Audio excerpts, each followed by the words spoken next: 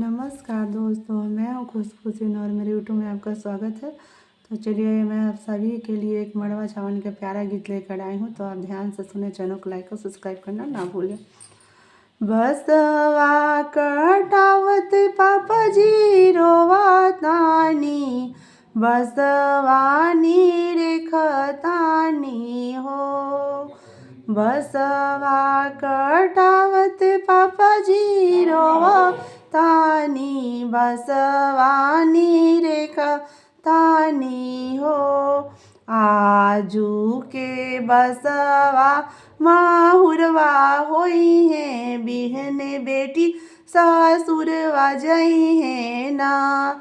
आजू के बसवा माहुरवा होई है, बिहन बेटी सासुरवा जई है ना। मड़वा छवत पापा जी रोवतानी, मड़वानी रेखतानी हो। मड़वा छवत पापा जी रोवतानी, मड़वानी रेखतानी हो। आजू के मड़वा मुहरवा भैले, बिहन दीदी सासुरवा जई है ना। आजू के मड़वा मुहरवा भैले, बिहन दीदी सासुरवा जई है ना। गहना चढ़त भैसुर रे हसतानी, गहनानी रेखतानी हो। गहना चढ़त भैसुर हसतानी, गहनानी रेखतानी हो।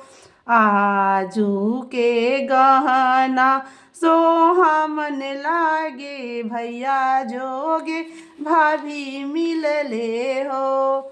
आजू के गहना सोहामन लागे, भैया जोगे भाभी मिलल बाड़े हो।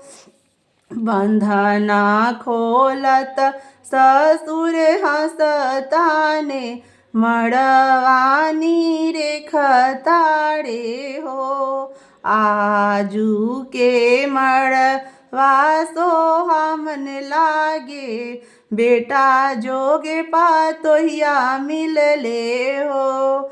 आजू के मड़वा सोहामन लागे, बेटा जोगे पातोहिया मिलले हो। डोलिया फनावत देवर हसताड़े, डोलियानी रेखताड़े हो।